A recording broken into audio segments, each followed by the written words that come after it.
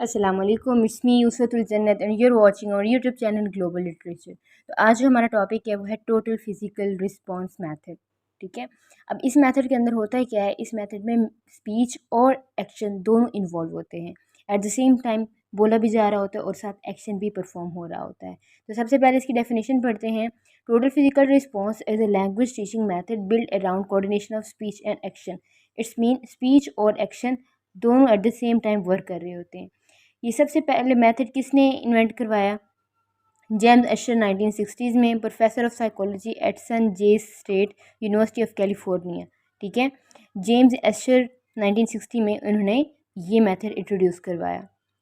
It is based on the coordination of language and physical movement. The method is an example of the comprehension approach to language teaching. इसके अंदर physical movement भी हो रही होती है और साथ साथ बोला भी जा रहा होता है। इसकी एग्जांपल देखें। अभी स्टूडेंट ठहरे हुए हैं और इन्होंने एंगल बनाया हुआ है। एक स्टूडेंट ने 180 का, एक ने 90 का और एक ने 20 का। तो टीचर साथ साथ बता भी रहा है और साथ जो है वो फिजिकल मूवमेंट भी हो रही है। ठीक है। तो एक्शन और स्पीच दोनों एट द सेम टाइम जब इन्वॉल्व हों तो हम उस मेथड को वो बोलेंगे total physical response method. Sit stand वाला मेथड देखें। टीचर उसी टाइम करवा कर दिखा रहा है। ठीक है, बता भी रहा है और ये भी फिजिकल मूवमेंट भी कर रहा है कि किस तरह बैठना है और किस तरह ठहरना है। साथ साथ बता रहे हैं आई एम हंग्री। इसको देखें, वो एक्शन भी कर रहे हैं साथ। ठीक है। और इससे हमें भी पता चला कि वो बोला भी जा रहा है और एक्शन भी हो रहा है। तो जब दोनों चीज़ें इन्वॉल्व हों तो ये टोटल फिजिकल रिस्पॉन्स होगा। The teacher performs an action both demonstrating and saying I am brushing my teeth. For example एक टीचर बोल रहा हो I am brushing my teeth और साथ साथ ये मूवमेंट भी कर रहा हो टीथ के ऊपर, वो इस तरह की मूवमेंट भी कर रहा हो कि स्टूडेंट को लगेगा वो काम कैसे करना है। तो ये भी टोटल फिजिकल रिस्पॉन्स है। अब इसकी करेक्टरिस्टिक्स देखते हैं, खसूसियात। It helps to comprehend the learning task more easily as compared to other methods. It openly advocates the behaviorism theory based on learning from response. इसमें क्या होता है, रिस्पॉन्स भी आ रहा होता है। ठीक है, स्पीच तो हो रही होती है, साथ साथ उसकी डिमॉन्स्ट्रेशन वो करके दिखाया भी जा रहा होता है, तो उससे लर्निंग बढ़ जाती है। It is very effective way of learning for the deaf and dumb students and applicable in special education. जो स्पेशल एजुकेशन के स्कूल होते हैं डेफ एंड डम के लिए, जो सुन भी नहीं सकते और बोल भी नहीं सकते, तो वो जो है एक्शन को देखकर वो सीख जाते हैं।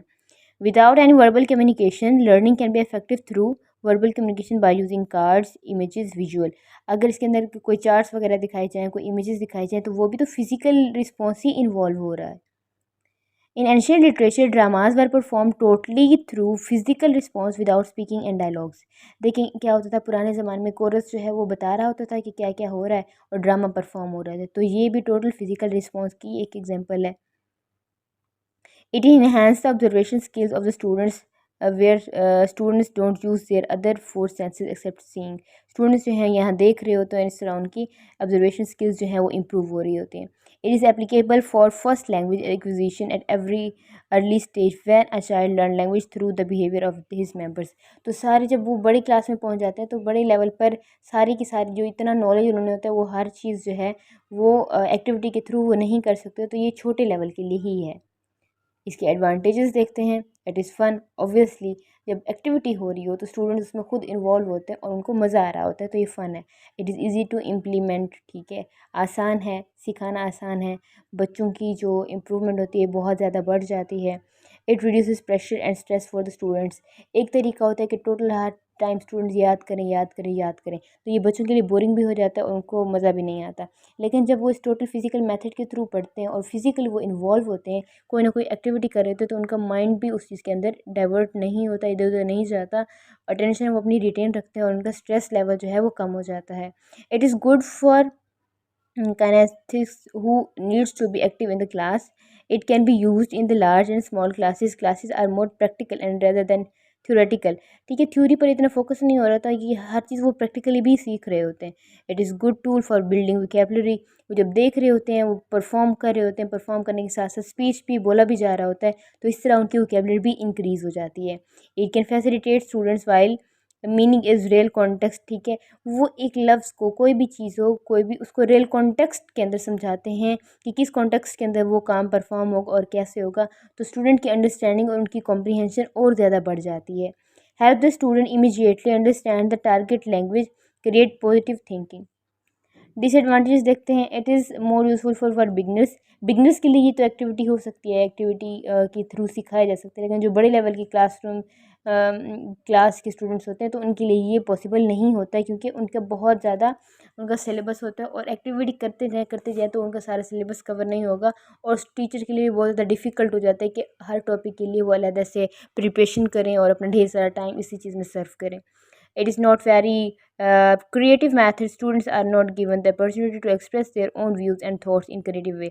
जो टीचर बताता है ऐसे स्टूडेंट जो हैं उसी बात को याद रखते हैं, वैसे ही करते हैं, वो अपनी क्रिएटिविटी स्किल्स की उनके अंदर वो सामने नहीं आती। It is easy to overuse. Okay, ये आसान तो है, ठीक है। It is limited since everything can not be combined with other approaches. हर चीज़ इसके अंदर नहीं दिखाई जा सकती जो कि टॉपिक के अंदर इन्वॉल्व हो। It can be challenge for shy students. जो शाय स्टूडेंट्स होते हैं जिनके अंदर इतना ज़्यादा कॉन्फिडेंस नहीं होता, तो इस मेथड के थ्रू वो इम्प्रूव नहीं कर सकते, उनकी सेल्फ स्टीम और ज़्यादा हर्ट होती है और उनका कॉन्फिडेंस लेवल मज़ीद कम हो जाता है। Certain target languages may not be suited to this method. Preparation become an issue for teachers at higher level. Higher level के जो students हैं उनके टीचर्स के लिए ये प्रिपरेशन बड़ा मसला हो जाएगा। हर टॉपिक के लिए उनको एक एक्टिविटी प्रिपेयर करवानी पड़ेगी, उनके सारे टेक्निक्स और साथ जो हैं चार्ट्स वगैरह और बाकी सब कुछ। तो इस तरह ये टीचर्स के लिए बहुत ज़्यादा डिफ़िकल्ट हो जाता है। Use of TRP in teaching abstract language activities can be limited to the directly obviously visible and physically doable. तो इसके अंदर क्या होता है, इसके अंदर यही होता है कि ये बड़े स्टूडेंट्स के लिए जो है वो पॉसिबल नहीं होता। हर टॉपिक के लिए अलग से एक्टिविटीज़ जो हैं वो नहीं करवाई जा सकती। आई होप आप लोगों को टोटल फिजिकल रिस्पॉन्स मेथड समझ आ गया होगा। अगर आपको वीडियो समझ आ गई तो लाइक कर दें और चैनल को सब्सक्राइब कर दें। Stay tuned. Thank you for listening. Will meet you in the next video. Take care of yourself.